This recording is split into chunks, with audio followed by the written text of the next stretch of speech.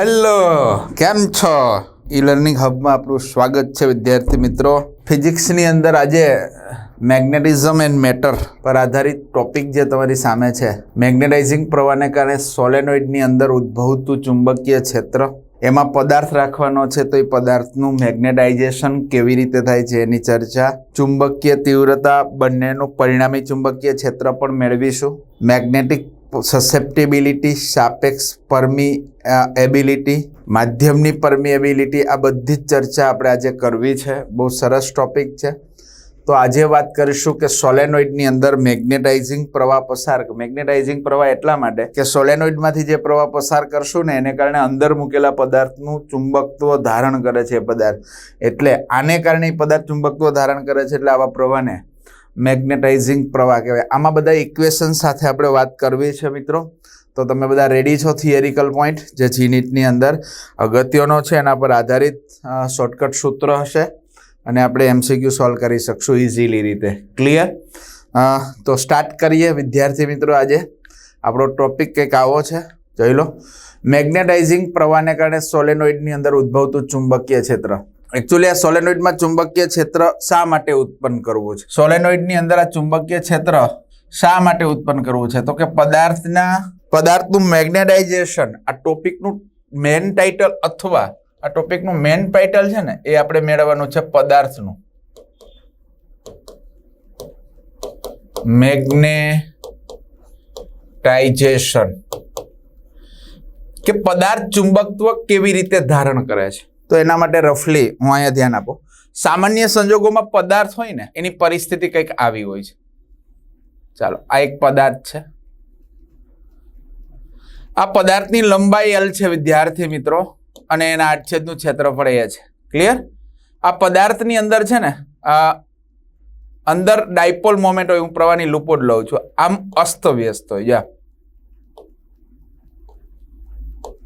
આ બધી અસ્તવ્યસ્ત હોય, હે ને? એટલે આની જે પરિણામી મોમેન્ટ છે એ 0 હોય છે. પરિણામી મોમેન્ટ 0 એટલે આ પદાર્થ ચુંબકત્વ અત્યારે ધરાવતો નથી, એવું ક્લિયર થાય. કોઈ પણ તમે લોખંડનો ટુકડો લઈ લો, તમને કીધું હતું ને આગળ કે ચુંબક છે એ લોખંડ અને એની મિશ્ર ધાતુ એલ્નિકોમાંથી તૈયાર કરવામાં આવે. તો સામાન્ય સંજોગોમાં તમે કોઈ પણ લોખંડનો ટુકડો ઉઠાવી લો તો એની અંદર મોમેન્ટ તો પ્રેરિત થાય જ, પણ એ એવી દિશામાં પ્રેરિત થાય કે બધી મોમેન્ટ અસ્તવ્યસ્ત હોય. એટલે પરિણામી મોમેન્ટ છે ને 0. આ મોમેન્ટ તરીકે પ્રવાહની નાની નાની લૂપો દર્શાવી છે સંકેતિક રૂપે. તો આ બધી લૂપો જે છે ને અસ્તવ્યસ્ત છે, એટલે આ પદાર્થની પરિણામી મોમેન્ટ 0 છે. એટલે આ પદાર્થ હાલમાં ચુંબકત્વ ધરાવતો નથી. હવે આપણે આ પદાર્થને ને સોલેનોઇડમાં મૂકીશું. એટલે અહીંયા છે ને હું એક સોલેનોઇડ લઉં છું. આપણી પાસે એક સોલેનોઇડ છે, એકબીજાની નજીક, બરોબર ને? તાર વીંટાળેલું ગૂંચળું એટલે સોલેનોઇડ.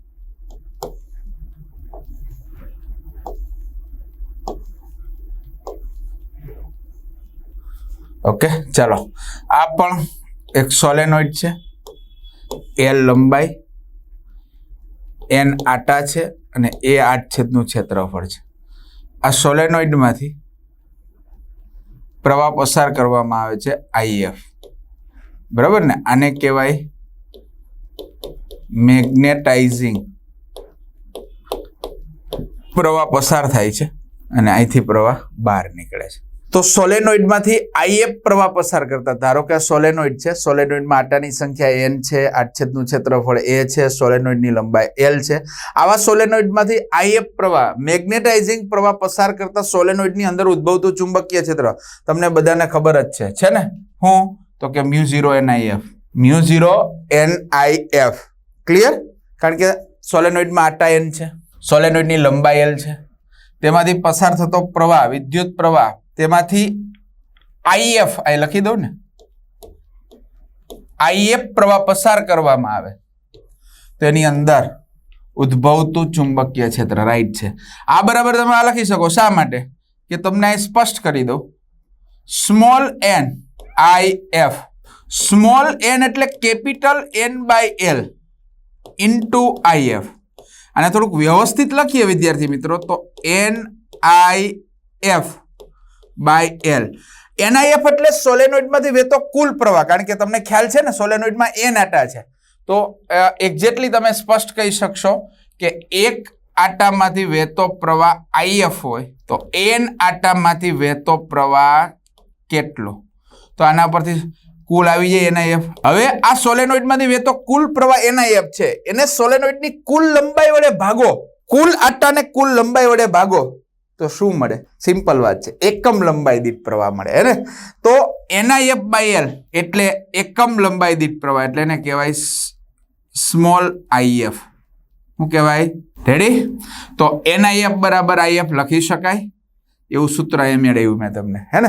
એકમ આ કુલ પ્રવાહ છે, કુલ પ્રવાહને સોલેનોઇડની કુલ લંબાઈ વડે ભાગો વિદ્યાર્થી મિત્રો, એટલે સ્મોલ IF મળે. તો આની જગ્યાએ સ્મોલ આ NIF છે એની જગ્યાએ સ્મોલ IF લખો તો આવી ગયું સોલેનોઇડની અંદર ઉદ્ભવતું ચુંબકીય ક્ષેત્ર. આ સ્પષ્ટ આવી ગયેલું છે, જ્યાં સ્મોલ n બરાબર કેપિટલ N બાય L એકમ લંબાઈ દીઠ આટાની સંખ્યા. આ પ્રવાહને IF પ્રવાહ જે છે ને એને મુક્ત પ્રવાહ કહેવાય. આગળ મેં તમને સમજાવ્યું છે. મુક્ત પ્રવાહ એટલા માટે તમારે જેટલો વધારવો હોય એટલો વધારી શકાય, જેટલો ઘટાડવો હોય એટલો ઘટાડી શકાય. 100% આપણા કંટ્રોલમાં છે, કારણ કે આપણે એને પ્રાપ્તિ સ્થાનમાંથી આપીએ છીએ, એટલે એમાં જેટલો ફેરફાર કરવો એટલો કરી શકાય. એટલે આવા પ્રવાહને મુક્ત પ્રવાહ તરીકે ઓળખવામાં આવે છે. અને એકમ લંબાઈ દીઠ પ્રવાહ એટલે IF, સ્મોલ IF. એકમ લંબાઈ દીઠ પ્રવાહને સ્મોલ IF વડે દર્શાવીએ તો NIF બરાબર સ્મોલ IF. રેડી? આ વસ્તુને તમે અહીંયા મૂકી દો એટલે આવી ગયું આ પહેલું ઇક્વેશન નંબર 1. આ છે સોલેનોઇડની અંદર ઉદ્ભવતું ચુંબકીય ક્ષેત્ર. હવે જે પદાર્થના ચુંબકીય ગુણધર્મનો અભ્યાસ કરવાનો છે તેવા L લંબાઈ અને A જેટલું આડછેદનું ક્ષેત્રફળ ધરાવતા પદાર્થને સોલેનોઇડની અંદર તીવ્ર ચુંબકીય ક્ષેત્રમાં મૂકતા. ચાલો હવે આ પદાર્થને આની અંદર તમે મૂકી દો, એટલે આ તીવ્ર ચુંબકીય ક્ષેત્ર દ્વારા આ અંદર ઉદ્ભવતું તીવ્ર ચુંબકીય ક્ષેત્ર દ્વારા આની અંદર રહેલી બધી જ અણુકીય ડાયપોલ છે ને એના ઉપર મિત્રો ટોર્ક લાગશે, અને આ જે ઉલટાયેલું પ્રવાહનું વિતરણ છે ને એ બદલાઈને એક દિશામાં આવી જશે. એટલે આમાંથી જ્યારે પદાર્થ તમે બહાર લાવશો ને ત્યારે એકચ્યુઅલી એ પદાર્થની સ્થિતિ કંઈક આવી હશે. હું નાનો પદાર્થ આ દોરું છું, પણ એ બધાના અંદર ગાળા છે ને એક જ દિશામાં આવી ગયા છે. હવે આની પરિણામી moment A m is not equal to 0 અને પદાર્થ કાયમ માટે ચુંબકત્વ ધારણ કરી લે છે. રેડી? તો આ જેવું તમે સોલેનોઇડની અંદર તીવ્ર ચુંબકીય ક્ષેત્રમાં મુકતા પદાર્થની અંદર અણુકીય ડાયપોલ પર ટોર્ક લાગે છે અને પ્રવાહની દિશામાં એક રેખસ્થ રીતે ગોઠવાય છે અને હવે તેમાં પરિણામી મોમેન્ટ શૂન્ય થશે નહીં અને પદાર્થ કાયમ ચુંબકીય ક્ષેત્ર ધારણ કરે છે. એને કહેવાય પદાર્થનું મેગ્નેટાઇઝેશન. તો જે પદાર્થના ચુંબકીય ગુણધર્મનો અભ્યાસ કરવાનો છે એવા L લંબાઈ અને A આડછેદનું ક્ષેત્રફળ ધરાવતા આ પદાર્થને સોલેનોઇડની અંદર મૂકવામાં આવે છે. રાઈટ? સોલેનોઇડમાંથી IF પ્રવાહ પસાર કરતા એની અંદર આટલું તીવ્ર ચુંબકીય ક્ષેત્ર ઉત્પન્ન થાય છે અને એ ચુંબકીય ક્ષેત્ર દ્વારા આ પદાર્થની અંદર રહેલી બધી જ અણુકીય ડાયપોલ પર ટોર્ક લાગે છે અને એની અંદર એ પ્રવાહનું વિતરણ બદલાઈને એક દિશામાં આવી જાય છે. આમ પદાર્થમાં અંદર એક દિશામાં પ્રવાહ પ્રેરિત થાય છે. આ પ્રવાહને બદ્ધ પ્રવાહ IB કહે છે. રેડી?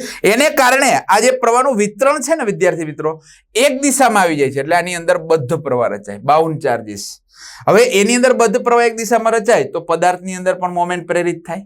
એ મોમેન્ટની પણ આપણે વાત કરવી છે. તો આને કારણે આજે તમે બાહ્ય ચુંબકીય ક્ષેત્ર ઉત્પન્ન કર્યું હતું એને કારણે પદાર્થની અંદર પણ મોમેન્ટ પ્રેરિત થશે. તો આ બદ્ધ પ્રવાહ ખ્યાલ આવી ગયો કેમ મેગ્નેટાઇઝેશન થાય છે. પહેલા તો સામાન્ય સંજોગોમાં બધી જ ડાયપોલ અસ્તવ્યસ્ત હોય, એની અંદર ચુંબકત્વ હોતું નથી, એના ચુંબકીય ગુણધર્મનો અભ્યાસ કરવાનો છે.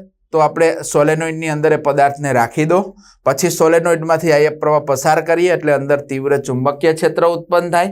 એ ચુંબકીય ક્ષેત્ર દ્વારા બધી જ અણુકીય ડાયપોલ્સ પર ટોર્ક લાગે છે અને ડાયપોલ પ્રવાહની દિશામાં એક દિશામાં ગોઠવાઈ જાય છે અને પછી પદાર્થની અંદર પરિણામી મોમેન્ટ 0 નહીં થાય એટલે પદાર્થ કાયમ માટે ચુંબકત્વ ધારણ કરી લેશે. એને પદાર્થનું મેગ્નેટાઇઝેશન કહેવાય.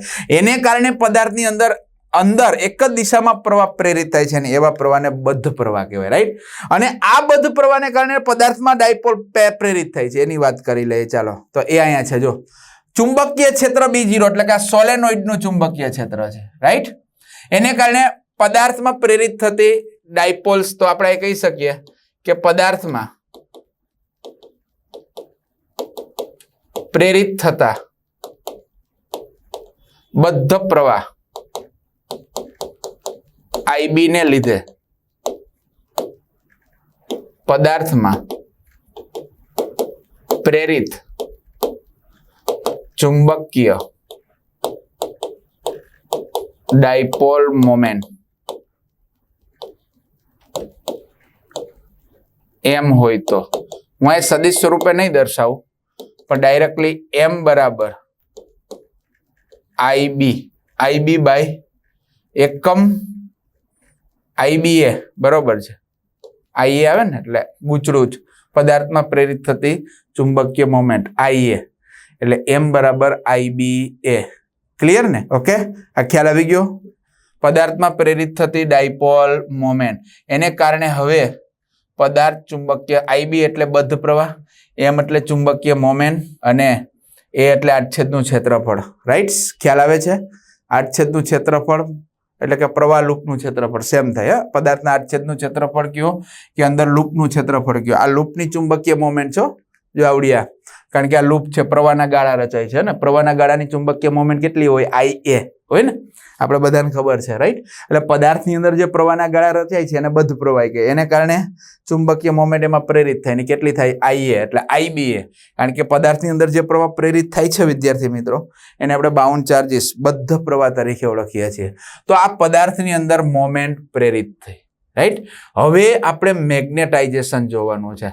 આને તમે સમીકરણ નંબર આપ્યું 2. ચાલો, હવે પદાર્થનું મેગ્નેટાઇઝેશન આ શું થયું કહેવાય? પદાર્થનું મેગ્નેટાઇઝેશન જ થયું ને કે જે પદાર્થના ચુંબકીય ગુણધર્મનો અભ્યાસ કરવાનો છે એવા L લંબાઈ અને A આડછેદના ક્ષેત્રફળ ધરાવતા પદાર્થને સોલેનોઇડની અંદરના તીવ્ર ચુંબકીય ક્ષેત્રમાં મૂકો. આ પદાર્થની પછીની સ્થિતિ આ છે. તીવ્ર ચુંબકીય ક્ષેત્રમાં મૂકો એટલે ક્ષેત્ર દ્વારા બધી જ અણુકીય ડાયપોલ્સ પર ટોર્ક લાગે છે અને ડાયપોલ ક્ષેત્રને સમાંતર ગોઠવાઈ જાય છે. હે ને? રાઈટ? અને પ્રવાહની લૂપો એક જ દિશામાં ગોઠવાય તો એની અંદર પ્રેરિત પ્રવાહ ને બદ્ધ પ્રવાહ કહેવાય. એની પરિણામી મોમેન્ટ 0 નહીં થાય અને પદાર્થ કાયમ માટે ચુંબકત્વ ધરાવશે. જો ચુંબકત્વ ધરાવે તો એને ડાયપોલ મોમેન્ટ હોય, એ ડાયપોલ મોમેન્ટ પણ અહીં રજૂ કરી દીધું. રાઈટ? હવે પદાર્થનું મેગ્નેટાઇઝેશન કે પદાર્થમાં એકમ કદ દીઠ પ્રેરિત થતી કુલ ડાયપોલ મોમેન્ટને અહીંયા પ્રેરિત વચ્ચે લીટો છે, આને હું વ્યવસ્થિત લખું પ્રેરિત. હે ને? ચાલો, રેડી? તો પદાર્થમાં એકમ કદ દીઠ પ્રેરિત થતી કુલ ડાયપોલ મોમેન્ટને પદાર્થનું મેગ્નેટાઇઝેશન કહેવાય. ખાસ ધ્યાન રાખજો. પદાર્થમાં એકમ કદ દીઠ પ્રેરિત થતી કુલ ડાયપોલ મોમેન્ટને પદાર્થનું શું કહેવાય? મેગ્નેટાઇઝેશન. ઓકે, તો આપણે મેગ્નેટાઇઝેશન M બરાબર મેન સૂત્ર એકમ કદ દીઠ પદાર્થમાં પ્રેરિત થતી ડાયપોલ સ્મોલ m બરાબર શું છે? IBA. તો મૂકો, M ની જગ્યાએ IBA છે. છેદમાં કદ કદ તો તમને ખબર જ હોય ને, પદાર્થનું કદ, કદ v બરાબર શું થાય, ક્ષેત્રફળ ગુણ્યા લંબાઈ. રેડી ને? આ વસ્તુના એ મૂકો એટલે AL, એમ એટલે IBA, અહીંથી એ કેન્સલ થઈ જાય તો IB ના છેદમાં L, એકમ લંબાઈ દીઠ બ્રડ પર એટલે સ્મોલ IB. એટલે સિમ્પલ સૂત્ર તમારું આવી ગયું કે કેપિટલ M બરાબર સ્મોલ IB. સમીકરણ નંબર 3. રેડી?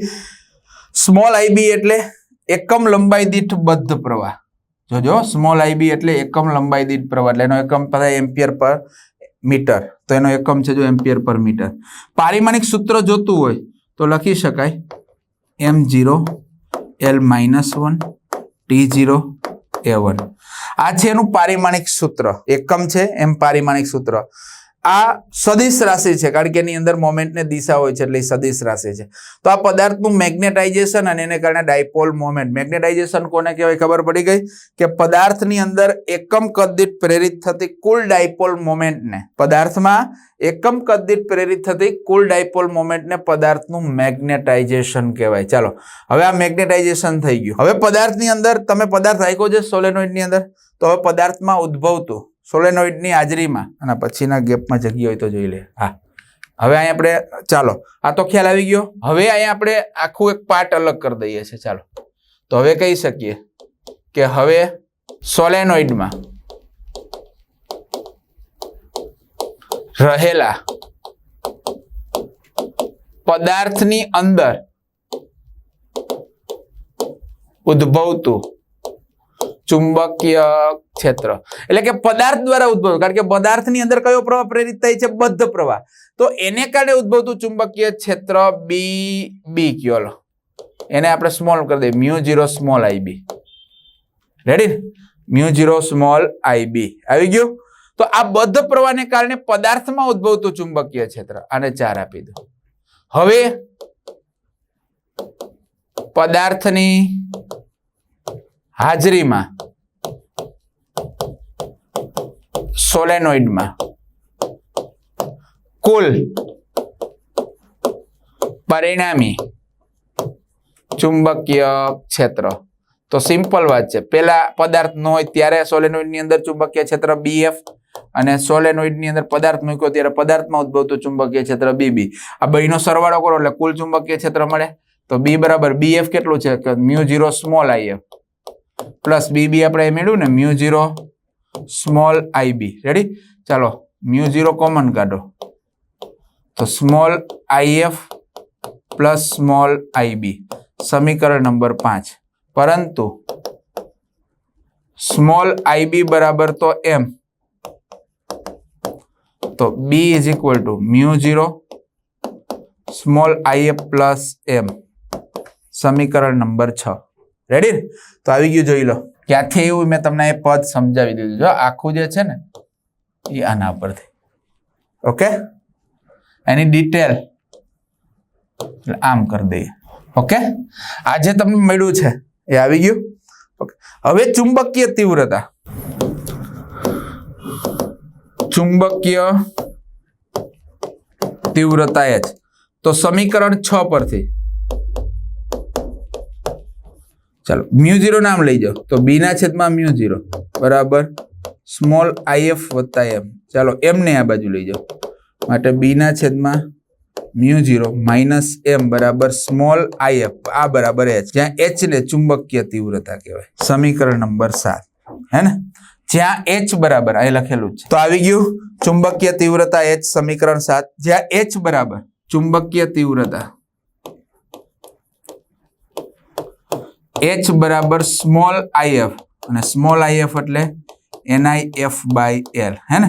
એકમ લંબાઈ દીઠ સોલેનોઇડની અંદર પ્રેરિત થતા કુલ પ્રવાહને ચુંબકીય તીવ્રતા H કહેવાય. તો સોલેનોઇડમાં મૂકેલા પદાર્થ મેગ્નેટિક કોરનું કુલ ચુંબકીય ક્ષેત્ર B બરાબર, આ તો તમને ખબર જ છે, અને એના ઉપરથી જો H અહીં મેળવી લીધું છે. રાઈટ? તો પદાર્થમાં સોલેનોઇડની અંદર એકમ લંબાઈ દીઠ પ્રવાહને ચુંબકીય તીવ્રતા, કારણ કે એ જ પ્રવાહને કારણે હું સમજાવું તમને, આ જે ચુંબકીય ક્ષેત્ર ઉત્પન્ન થયું છે એ પદાર્થની ગેરહાજરીમાં સોલેનોઇડની અંદર ઉદ્ભવતું ચુંબકીય ક્ષેત્ર, એની જે તીવ્રતા છે એને ચુંબકીય તીવ્રતા કહેવાય. અને મેગ્નેટાઇઝેશનની તીવ્રતા, તમને સીધો પ્રશ્ન એ થાય કે સર મેગ્નેટાઇઝેશનની તીવ્રતા અને ચુંબકીય તીવ્રતામાં ડિફરન્સ શું છે? મેગ્નેટાઇઝેશનની તીવ્રતા તમે અંગ્રેજીમાં એ શબ્દ બોલા છો, ચુંબકીય તીવ્રતા ગુજરાતીમાં, પણ બંનેનો ડિફરન્સ સમજાવી દો.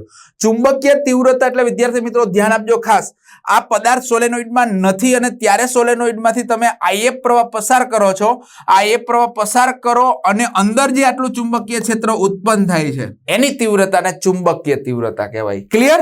મેગ્નેટાઇઝેશનની તીવ્રતા એટલે કે આ ચુંબકીય તીવ્રતાને કારણે પદાર્થની અંદર જે ચુંબકત્વ ઉત્પન્ન થાય છે એની તીવ્રતા, પદાર્થ જે મેગ્નેટાઇઝેશન ધારણ કરે છે એની તીવ્રતા એટલે મેગ્નેટાઇઝેશનની તીવ્રતા એમ. ક્લિયર? એટલે મેગ્નેટાઇઝેશનની તીવ્રતા જે બદ્ધ પ્રવાહ ઉપર આધાર રાખે, ચુંબકીય તીવ્રતા છે એ મુક્ત પ્રવાહ ઉપર આધાર રાખે. રાઈટ? એટલે મુક્ત પ્રવાહ પર આધારિત તીવ્રતા એટલે ચુંબકીય તીવ્રતા, બદ્ધ પ્રવાહ પર આધારિત તીવ્રતા એટલે મેગ્નેટાઇઝેશનની તીવ્રતા. ક્લિયર? ઓકે, હા, તો એ જ મારે તમને વેરી ક્લેરિફિકેશન આપવાનું હતું.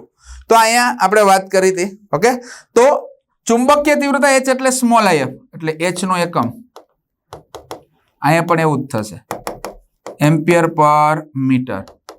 પારિમાણિક સૂત્ર M0L -1 T0A1. રાઈટ? એનું પારિમાણિક સૂત્ર. આ વાત થઈ ચુંબકીય તીવ્રતા કે સોલેનોઇડની અંદર એકમ લંબાઈ દીઠ પ્રેરિત પ્રવાહને ચુંબકીય તીવ્રતા H કહેવાય. તો સ્મોલ IF બરાબર H અને સ્મોલ IB બરાબર M. જો અહીંયા છે small IB is equal two M, જોઈ લેજો, અને સ્મોલ IF બરાબર H. તો તમે અહીંયા સ્મોલ IF ની જગ્યાએ H મૂકી શકો તો આ ચુંબકીય ક્ષેત્ર શું મળી જશે? તો એ પણ આપણે મેળવીએ. ચાલો અહીંયા પર જગ્યા આપણે લઈ લઈએ. આપણી પાસે સૂત્ર આવું હતું કે અહીં B બરાબર μ0 સ્મોલ IF વત્તા સ્મોલ IB. રેડી? હવે તમને ખ્યાલ છે ને, પરંતુ સ્મોલ IB બરાબર તો M તથા સ્મોલ IF બરાબર H, આ બંને તમને ખબર છે લેતા, તો પરિણામી ચુંબકીય ક્ષેત્ર પદાર્થની હાજરીમાં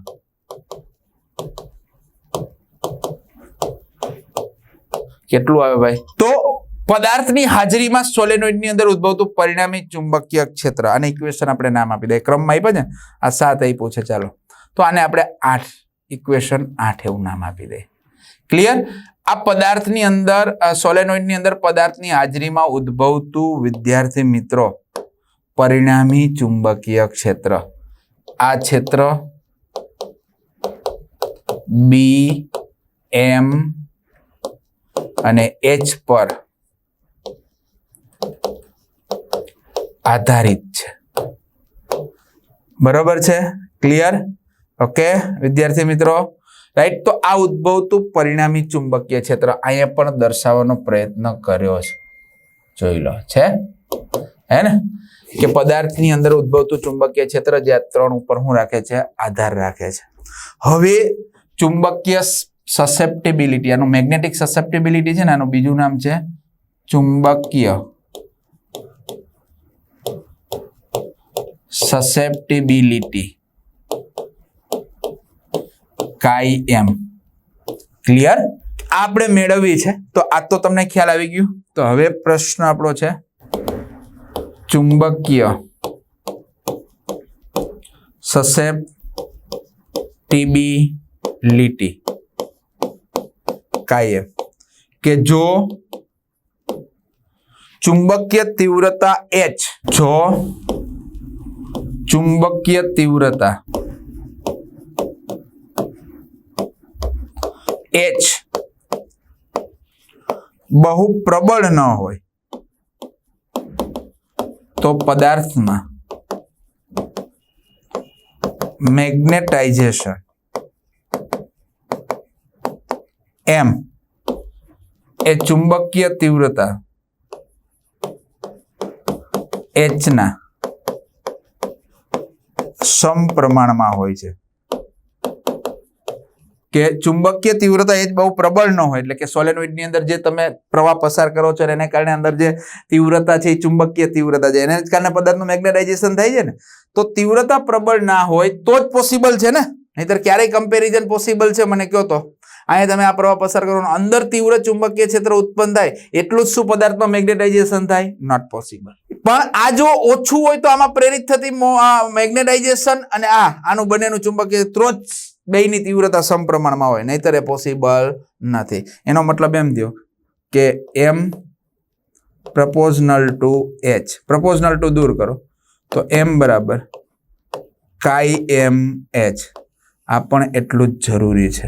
આને હું 9 આપી દઉં છું અને એના પરથી chi M બરાબર M/H. બંનેના એકમ સરખા છે એટલે chi M પરિમાણ રહિત છે. આને 10 આપી દઉં છું. રાઈટ, કે મેગ્નેટાઇઝેશનની તીવ્રતા અને ચુંબકીય તીવ્રતાના ગુણોત્તરને પદાર્થની મેગ્નેટિક સસેપ્ટિબિલિટી chi M કહેવાય છે. મિત્રો, મેગ્નેટાઇઝેશનની તીવ્રતા M અને ચુંબકીય તીવ્રતા H અને આ ગુણોત્તરને મેગ્નેટિક સસેપ્ટિબિલિટી કહેવાય. એ પદાર્થની જાત અને તાપમાન ઉપર આધાર રાખે છે. એ પરિમાણ રહિત છે. રાઈટ, એ બધી જ ડિટેલ અહીં આપેલી હશે, જોઈ લો. પદાર્થમાં ઉદ્ભવતા મેગ્નેટાઇઝેશન અને ચુંબકીય તીવ્રતા H ના ગુણોત્તરને, મેગ્નેટાઇઝેશન એટલે M, રેડી ને, એને મેગ્નેટિક સસેપ્ટિબિલિટી chi M કહેવાય. એટલે chi M બરાબર M/H. ક્લિયર? chi M અચળાંક છે જે પરિમાણ રહિત છે. કેમ કે આનો એકમ એમ્પિયર પર મીટર, આનો એકમ એમ્પિયર પર મીટર ઉડી જાય. chi M નું મૂલ્ય પદાર્થની જાત અને તાપમાન પર આધાર રાખે છે. chi M ની મદદથી પદાર્થ ચુંબકીય ક્ષેત્રમાં કેવા પ્રકારની વર્તુળક ધરાવતી હશે એની માહિતી પણ તમને મળે છે. તો આ વાત થઈ ચુંબકીય સસેપ્ટિબિલિટી. હવે ફરી પાછી આ જ કિંમત 9 ની કિંમત આપણે 8માં મૂકવાની છે. કેમ થશે? આ કિંમત 8માં મૂકવાની છે એટલે તમને આગળના કન્સેપ્ટ ક્લિયર થશે. સાપેક્ષ મેગ્નેટિક સસેપ્ટિબિલિટી આવી. હવે માધ્યમની પરમિએબિલિટી જોવાની છે. શું જોવાનું છે? માધ્યમની પરમિએબિલિટી. તો આ ખ્યાલ આવી ગયો. મેગ્નેટાઇઝેશનની તીવ્રતા અને ચુંબકીય તીવ્રતાના ગુણોત્તરને મેગ્નેટિક સસેપ્ટિબિલિટી chi M કહેવાય, જે માધ્યમની જાત અને તાપમાન ઉપર આધાર રાખે છે. એ પરિમાણ રહિત છે. એની પણ આપણે ડિટેલથી ચર્ચા કરી. ત્યાર પછીનો કન્સેપ્ટ, આ બધા સૂત્ર જરૂરી છે. નેક્સ્ટ કન્સેપ્ટ છે આપણે અહીંયા આમ પરમિએબિલિટી પર છે નહીં, ઓર કરીને લખું છું. માધ્યમની પરમિએબિલિટી એને કહેવાય મ્યુ. ક્લિયર?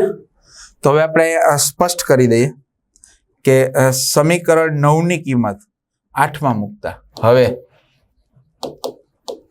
સમીકરણ 9 ની કિંમત સમીકરણ 8માં મૂકતા છે ને. 8 કેટલું છે? આટલું છે. B બરાબર μ0 M પ્લસ H. તો B is equal to μ0 M plus H. તો M બરાબર chi M H મૂકી દો. તો આની જગ્યાએ chi M H plus H. Ready? ચાલો, આના ઉપરથી B is equal to μ0 H ને કોમન લો, chi M plus 1 into H. આવું થાય. આને વ્યવસ્થિત લખીએ તો B is equal to μ0 1 plus chi M into H. સમીકરણ નંબર 11 આપણે 10 આપ્યું હતું, જ્યાં μ0 1 પ્લસ chi M ને આપેલ માધ્યમની પરમિએબિલિટી મ્યુ કહે છે. એનો મતલબ એવો થયો કે mu is equal to μ0 1 plus chi M. Clear? સમીકરણ નંબર 11. તો આવી ગયું માધ્યમની પરમિએબિલિટી. ક્લિયર? મ્યુ બરાબર μ0 આને માધ્યમની. તો શું થાય? સમીકરણ 11 સોરી આને 12 આપી દે. રાઈટ? હવે આપણે કહી શકીએ કે સમીકરણ 12 ની કિંમત 11માં મૂકતા. ચાલો, આ તો આવી ગયું. આવી ગયું માધ્યમની પરમિએબિલિટી, જ્યાં મ્યુ ને માધ્યમની પરમિએબિલિટી કહે છે.